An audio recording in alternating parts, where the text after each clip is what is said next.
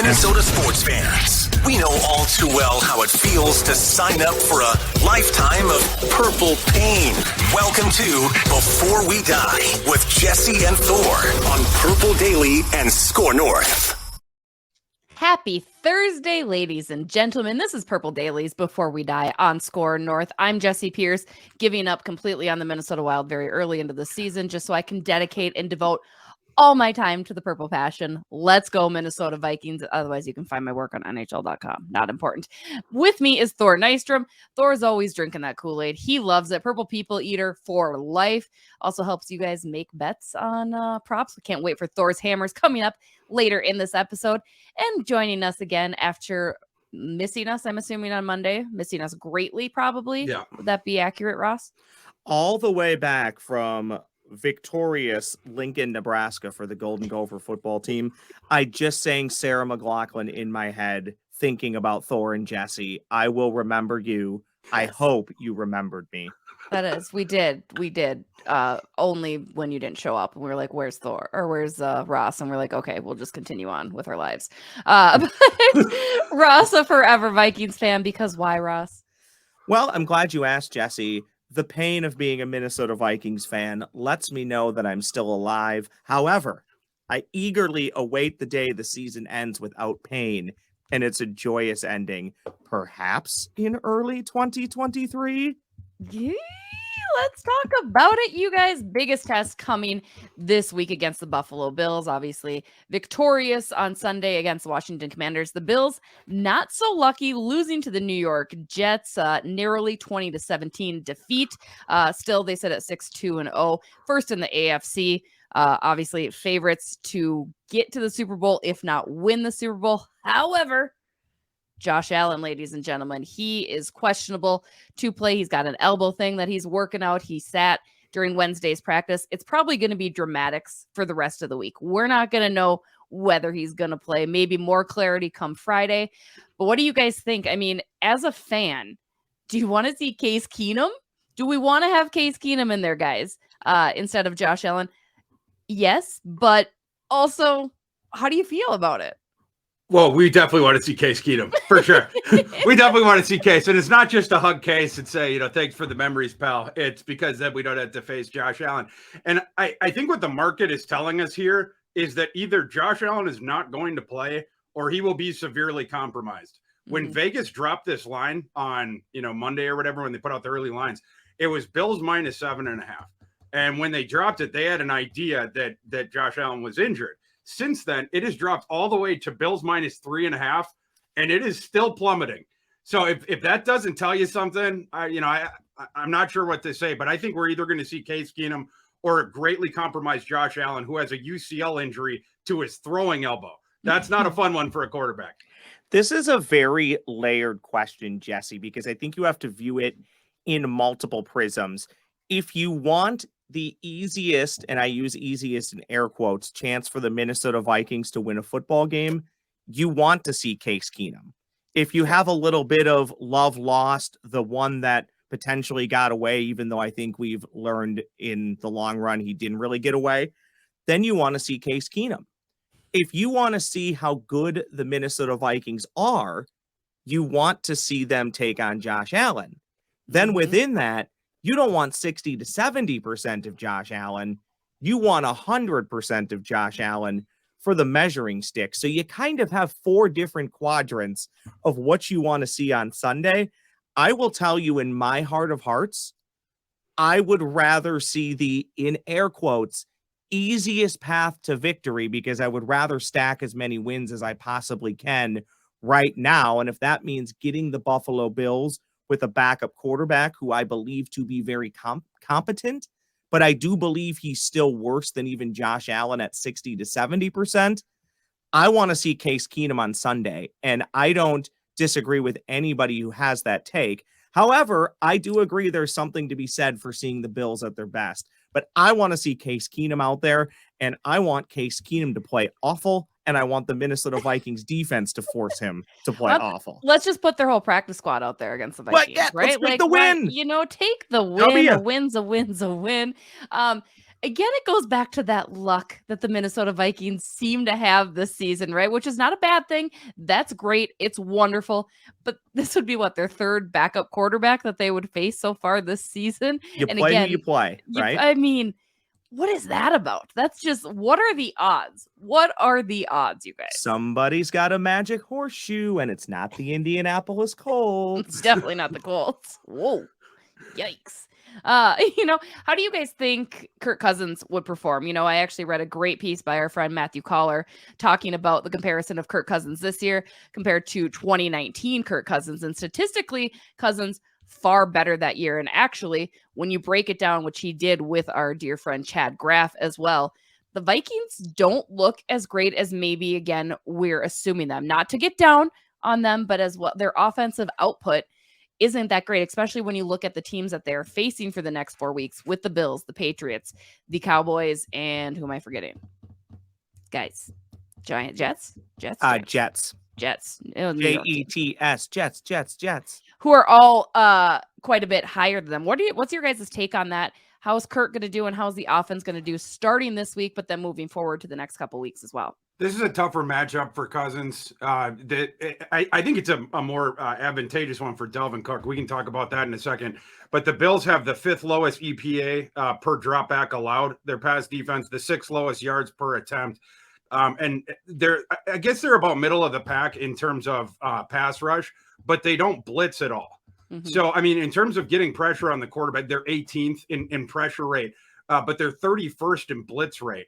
So, I mean, Cousins, the good part of it is he's a guy who has excelled in clean pockets and has struggled under pressure. I'm not sure that the Bills are going to generate that pressure against him, but the Bills have a really, really good pass defense. So it's a really interesting matchup for Cousins, and I think a really good test. Mm-hmm. At the end of the day, stats matter, but also everybody who follows sports know stats can be a little bit deceiving, and Kirk Cousins, rightfully or wrongfully, that's always been attached to his name his entire career. I would say for me personally, this is the side of the stats that I don't really care about. At the end of the day, for me, it's wins and losses. Are Cousins' numbers great this year? No, they're really not. They're fairly pedestrian-like. Yeah. Is the team's record pretty darn great this year? Yeah, aside from that hiccup in Philly and essentially still being 2 games back, if you count the tiebreaker for the Eagles, the record's pretty much as good as it can be. 7-1 is not far off from 8-0. And I give Kirk a ton of credit. Driving back, I was listening to Ventline, and I heard Phil talk about this for Kirk Cousins. The game that we saw with Kirk Cousins this past Sunday in Washington was the game that I think everybody that has been a Kirk Cousins detractor wants to see. Guys getting his you-know-what kicked for most of the game. Did have an interception at the end of the first half, which I didn't hate. I like taking the shot. It is what it is. Threw it to your best player. It was intercepted. So be it. Fans mocking and ridiculing him. Not a great game. And when it mattered again, he came down the field and did what it took for the Minnesota Vikings to win. So I don't know what the offense is going to look like. I think we'll touch on it in a little bit. I'd prefer they don't go dormant in the second and third quarter. But at the end of the day, you're doing enough to get wins. And that's been the most important thing through the first 8 games of the year. Exactly. Those are the stats that matter, the records that matter. 7-1, a 3.5 lead on Green Bay, which is fantastic. It's the biggest division lead through week 9 of any team since 2011. So you gotta love that, right? Just how important is this victory, or what are you guys going to take away? I mean, obviously, if you lose, it's almost like you're expected to lose to Buffalo, right? It's one of those losses that you could be like, okay, it's understandable. A victory, though, what does that really mean? I mean, I already told you guys, I'm in. I'm solidified, all right? I apologize. I think I owed an apology first to the fans for not being completely in. Second of all, I should quickly apologize to Thor, who was correct. I did say 6-1. And Thor, I'm really sorry. That took a lot for me to just admit that right there. I meant 6-0, but I didn't say that. So I apologize. We knew what you meant. I was just trying to help you there. Exactly. So yeah, what do we need to see? I mean, if it's a loss, do you want it to be a narrow defeat? Of course, but I mean, what would you prefer? Do you want a big victory, a little victory? a narrow defeat? I mean, are all those kind of giving you the same feelings? Well, Or you go first. I think it's more important as a perceptual thing, right? Like the win-loss, this game, it's one of the least important just in terms of the road standings.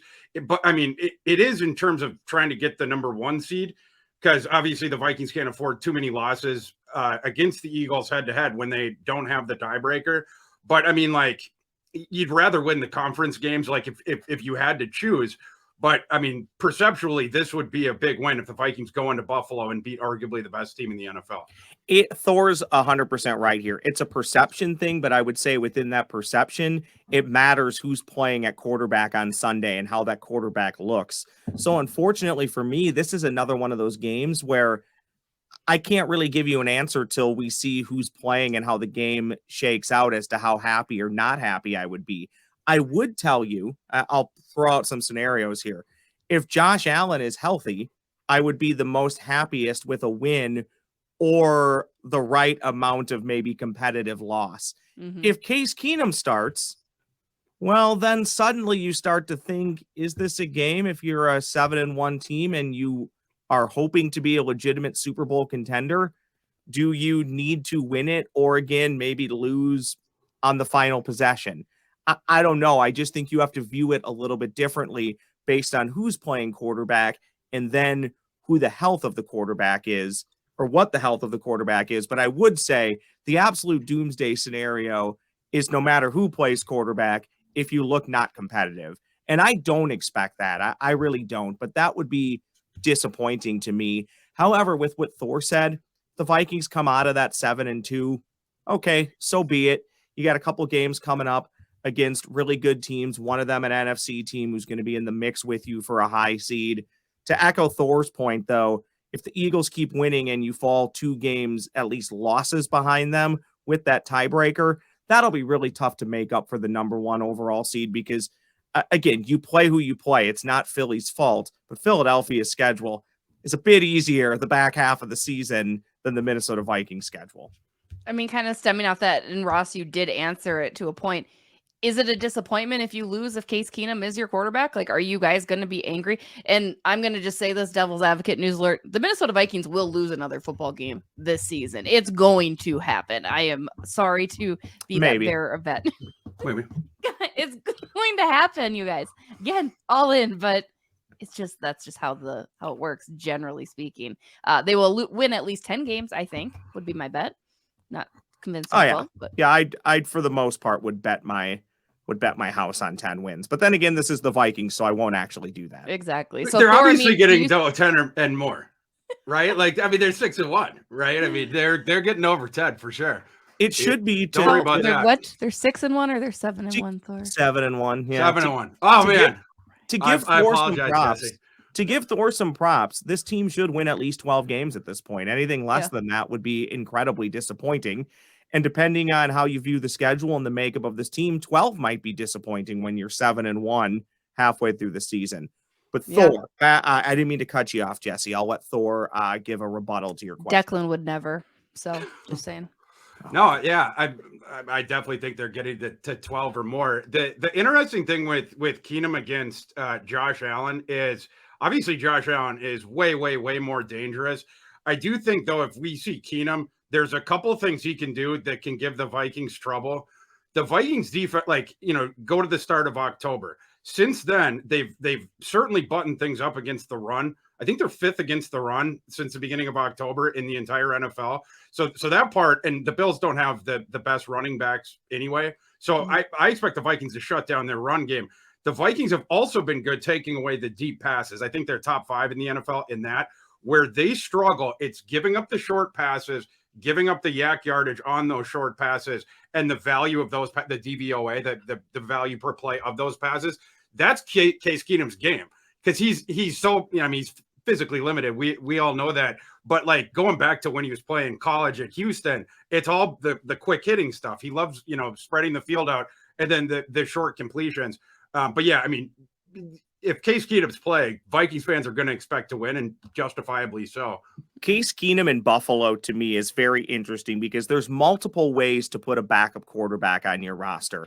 Lots of times teams want to have maybe a young guy that they can draft and develop. Sometimes you sign the best backup available, whether he fits your offense or not, because you think that guy gives you the best chance to win. Other teams, we've seen this with the Baltimore Ravens. They like to have a backup quarterback that can come in and almost run the exact same offense that Lamar Jackson can run.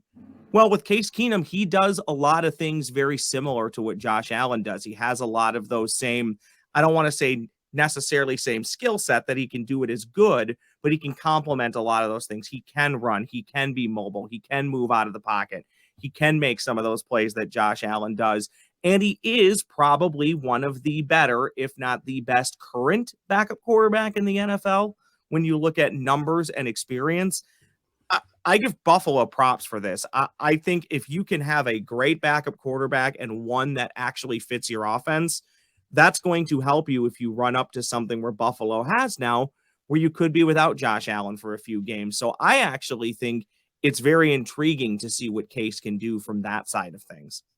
You know, kind of sticking with the projected possible injuries, who might play, who might not play. We'd be remiss to not mention the Minnesota Vikings players that did not participate at practice. Garrett Bradbury obviously hurt in Sunday's game. Plus, you got Cam Dantzler not going to probably play Sunday. And then Delvin Tomlinson is week to week. Bradbury, though, he's the one that's kind of the question. Is that going to impact the Vikings negatively if he doesn't play? I know we've all been pretty harsh on our boy Bradbury, but he's kind of, he's been doing his job okay thus far. We talked about the offensive line doing very well last week, but do you think that makes a difference one way or another? I think it does a little bit, but I don't even think the sports books would adjust the line a half a point if he was confirmed out. Like it incrementally, yes, but I think it would have mattered more. Like for instance, with last week's matchup, with how nasty the defensive front you were going up against was, this Buffalo team, you can run on them and they don't have the great pass rush. So I actually don't feel like Bradbury's as important in this one. Dantzler, more so, I think, because you're planning to put Dantzler on Gabriel Davis, who can do some stuff, especially when Allen is the quarterback. Because, one of the enormous differences between Allen and Keenum, it's with the arm strength, right? Like, Allen has the strongest arm in the NFL and one of the strongest arms in NFL history. He can legitimately push the ball 75 plus yards downfield, no problem. Case Keenum can't. So, and then Gabriel Davis is, Stefan Diggs too. He's getting the downfield shots too. But those moon shots are the thing that is going to be taken away from the Bills offense if Keenum's in the game. Dantzler is going to be counted on to address Gabriel Davis if he's playing. If not, it'll be interesting to see, are they going to go with the Caleb Evans, who had the great game coming on in relief of Dantzler last week? It would be fun to see a Caleb Evans against Gabriel Davis. And I think that's a matchup that he'd be okay at. Because, Evans is a super fortified, long cornerback, physical guy. And Davis, he's not one of the shifty guys. He's one of the bigger, stout, and then he wants to go downfield kind of guys.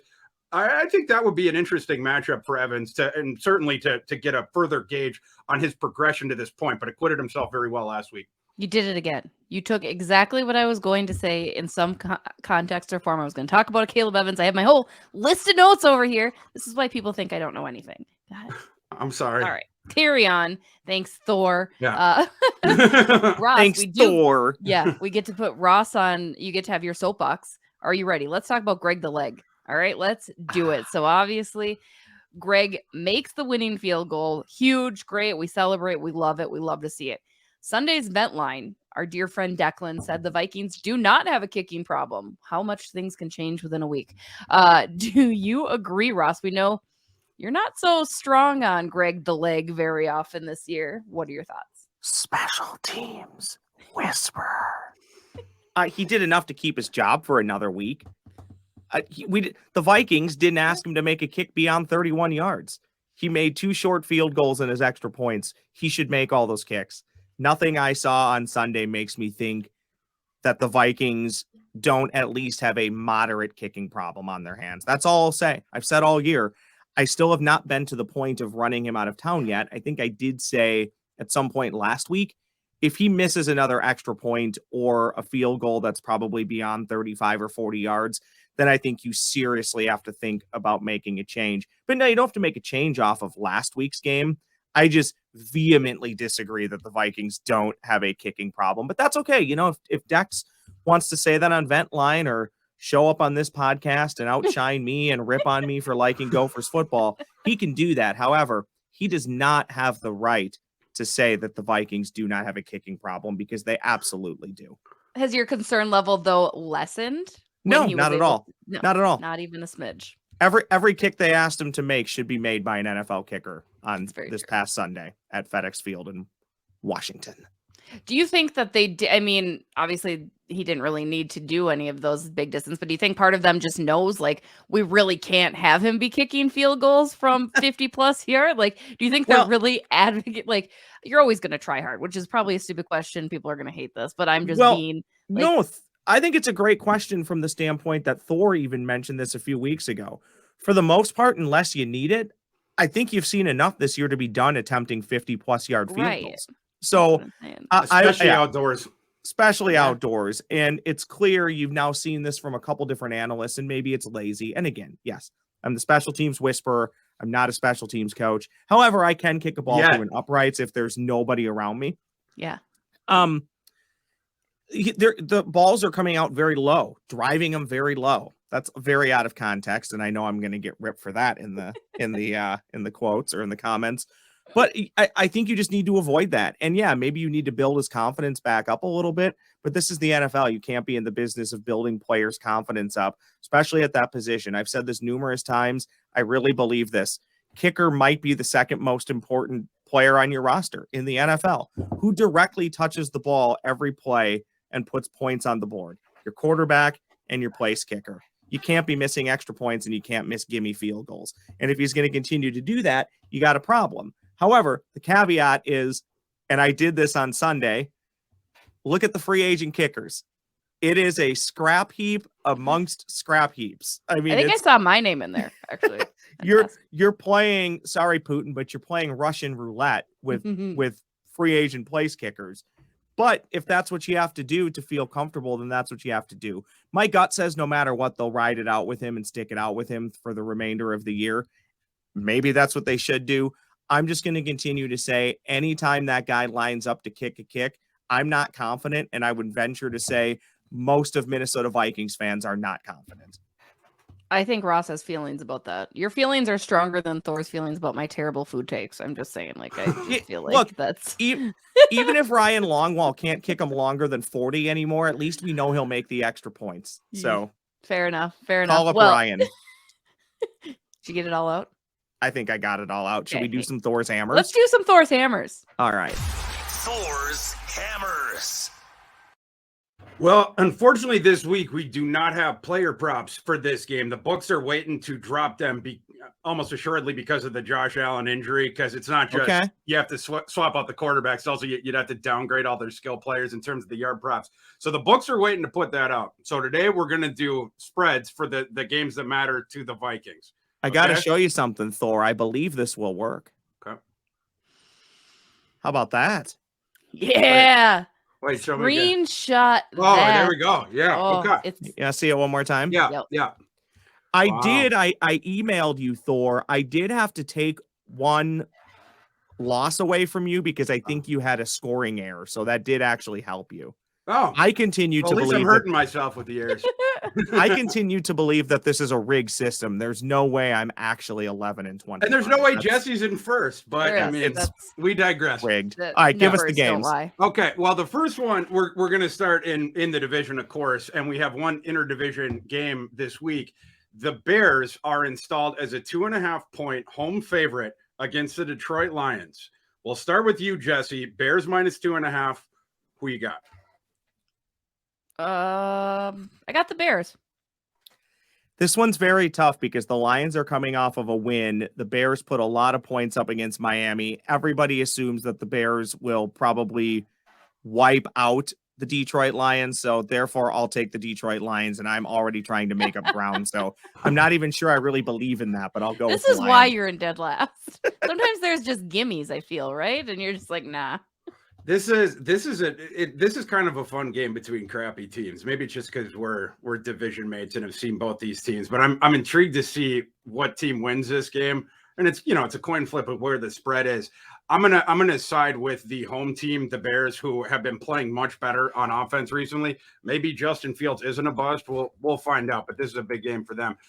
Next one, the other team in the division, the worst team in the division. We have to touch on them. I know they're irrelevant now, but we have to.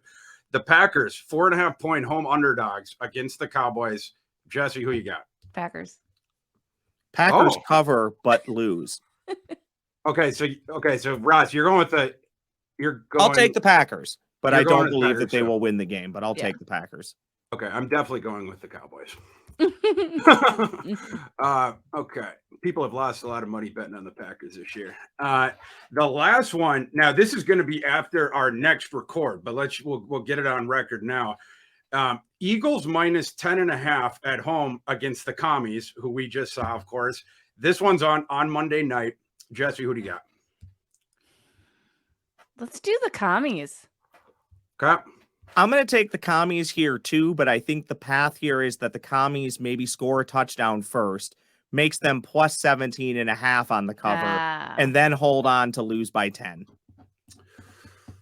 This is a tough one. I like some of the things I saw from the Commies last week.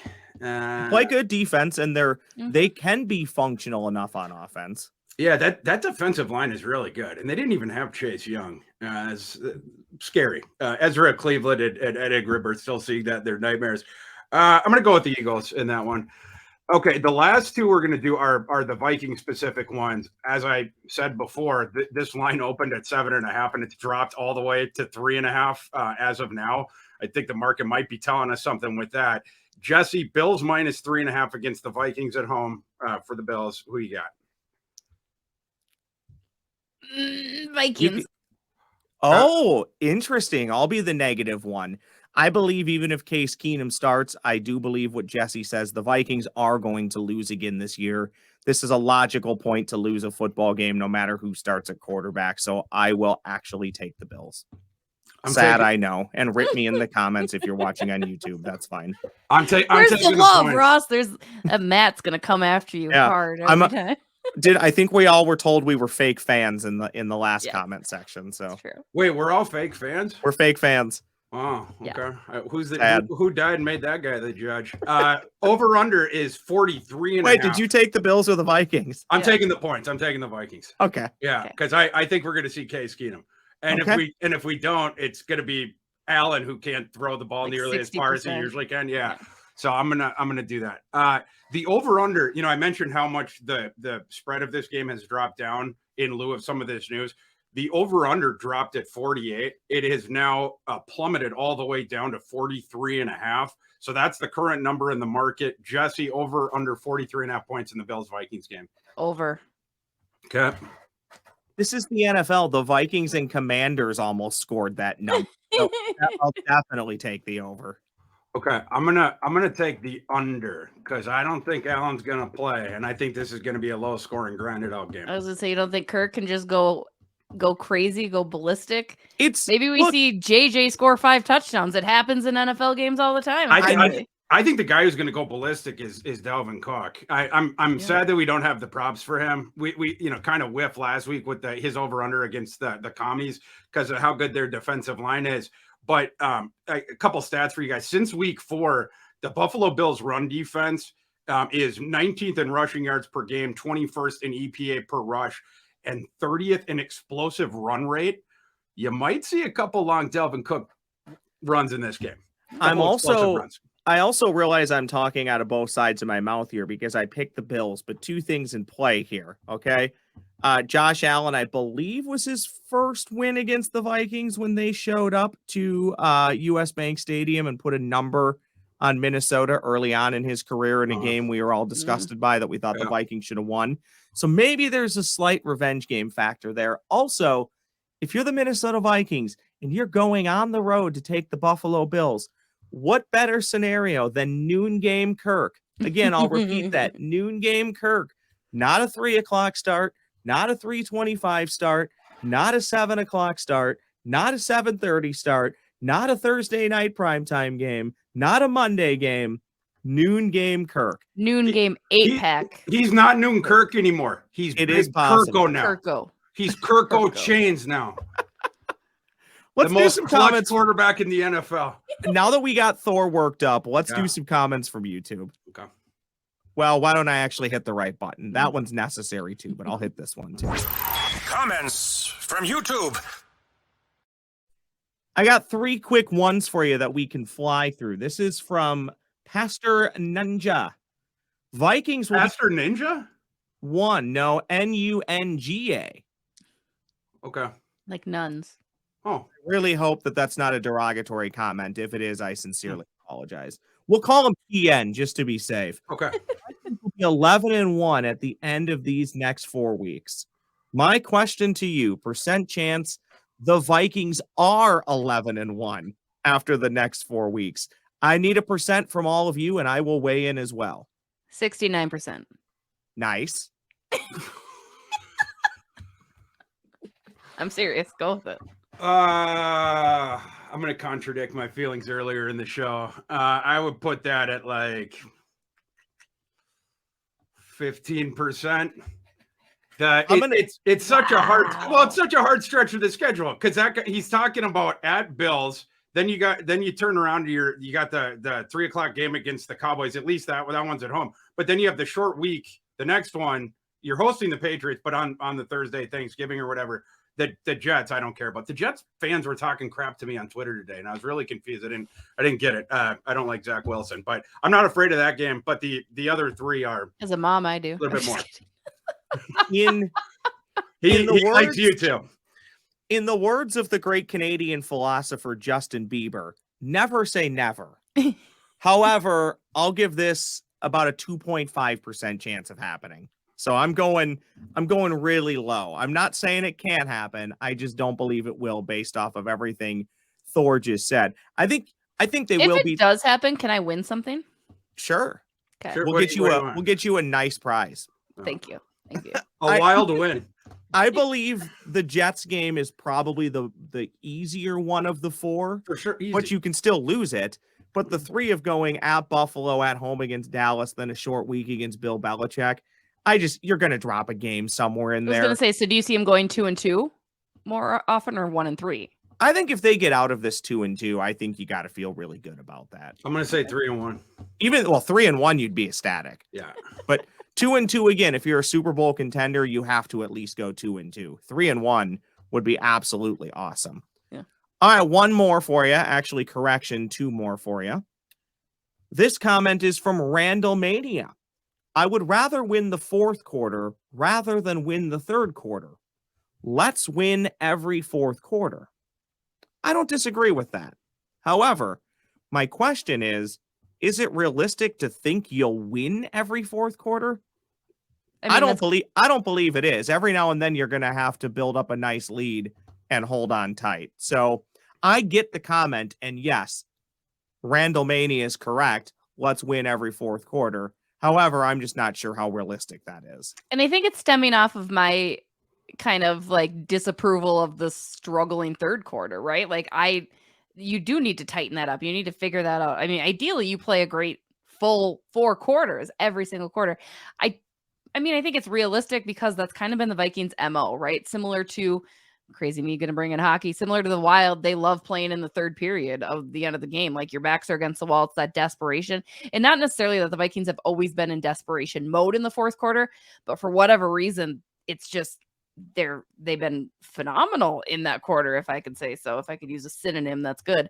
So yeah, I'm going to say, yeah, why not win every 4th quarter? It's that easy. Well, yeah, and yeah, the 4th quarter is the most important one, of course. Like if you could pick one of the 4 to be the best at, you pick the 4th quarter, and they've been really good in the 4th quarter. And I think a lot of that has to do with Kevin O'Connell, the situational football stuff, doing really good. But yeah, I mean, you have to tighten up the 3rd quarter thing. It's not going to manifest against some of these mediocre opponents. Where it becomes important is once you get into the playoffs, because they're not going to beat the Eagles if they have a dud of a 3rd quarter in that isolated game. But yeah, I mean, the 4th quarter success has been very nice to see, and the inverse of what we saw at the end of the Mike Zimmer era. Yeah, and also for me, it only counts as winning every 4th quarter if you actually win the game. If you end up being down by 21 points after 3 quarters and you rally to score 17 or 20 or even 21, but still lose, I don't care if you played well in the 4th quarter, you lost the game. So, but enough about the Packers. Wow. Wow, in my best Chris Jeez. Collinsworth.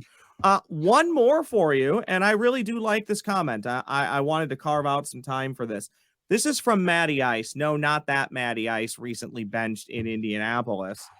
Can we get a shout out for practice squad and former Lion quarterback David Blau? Yeah. Late and was Yes. constantly with TJ to get him up to speed for the game. Paid big dividends. Thank you, Matty Ice, for that compliment. Here you go, Jesse and Thor. Put some respect on David Blau's name. I love him. Even Kirk Cousins saying, like, it took me 4 months to learn this offensive playbook, and it took him 4 days. Just fantastic.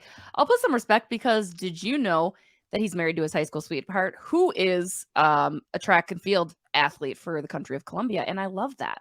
I love that you put some work into this question. Good work, Jesse. Thank you. Yeah. But Blau is one of the sort of, I don't want to call him the star of Hard Knocks this summer, but he was one of the strong secondary characters.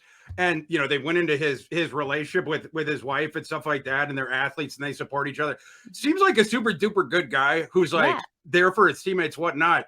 And the Lions, when they put him through waivers, they did not want to lose him. Like they had talked, I mean, you can see all this on camera during the show. They had talked to Blau about like, we want you back on the practice squad. Mm-hmm. And Dan Campbell specifically was heartbroken when he found out that Blau had chosen to go to the Vikings practice squad over the Lions one.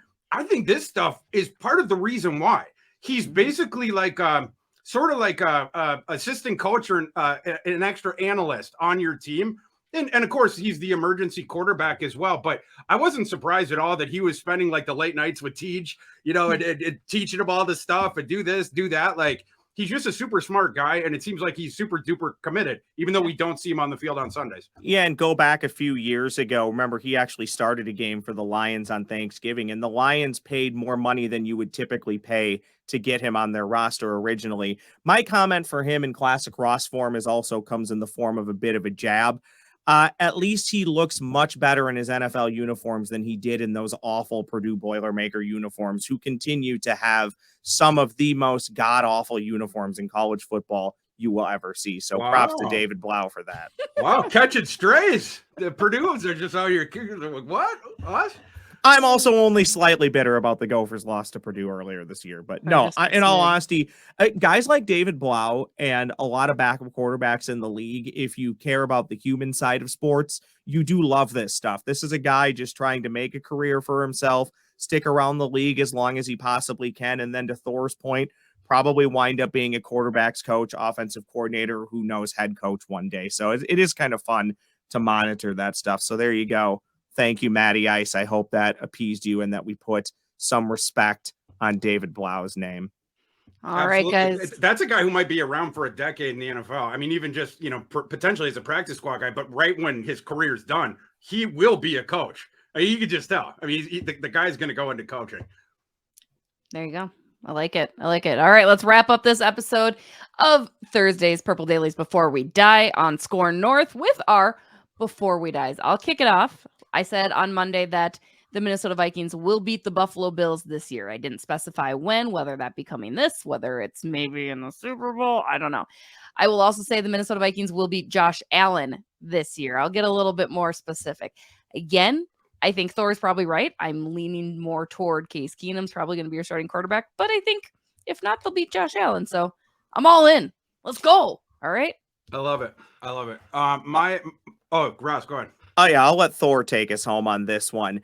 I'm going to preface this. I don't want this to cost the Vikings a game, but I do believe that Greg Joseph will miss a kick and Declan Goff will admit that the Vikings do have a kicking problem. So before we die, Declan Goff will admit there is a kicking problem in Minneapolis. I love that you went that route because I was going to say Ross is going to be incorrect about the kicking problem. So no, absolutely not. And by the way, just to be clear, Minneapolis is in Hennepin County. I know our fans love it when you do the Hennepin thing at the end. I see the comments. Yeah, my before we die, it's not as much of a prediction as a hope. Before we die, we need to see Ed Ingram improve in pass protection. Ezra Cleveland in the last game was even worse, but Ezra, he's built up some equity behind him, and he's done better in this area in the past. Ed Ingram is consistently struggling in pass pro to the degree that it's tanking 2 or 3 drives per game. It needs to get cleaned up, or they need to swap him out and bring in their top backup on the interior. It's getting pretty rough. You add in the Buffalo game, he has given up. I'm talking about Ed Ingram, 23 pressures, 10 hurries, 7 quarterback hits, and 6 sacks already this year. Ed Ingram has been very good in run blocking for a rookie guard. But this team, the Vikings team, they're not looking for the future and developing guys for the future. This is a team that could potentially win the Super Bowl this year. At a certain point, if Ed Ingram does not improve in pass pro, you need to look in the mirror and decide, can we afford to have a guy in who, again, is tanking 2 to 3 drives per game because of his pass pro? I like it. There we go. Again, this is Purple Daily's Before We Die on Score North. New episodes every Monday and Thursday. I'm Jesse Pierce. He's Thor Nystrom. He's Ross Brendel. Let's go Vikes. Skull Vikings.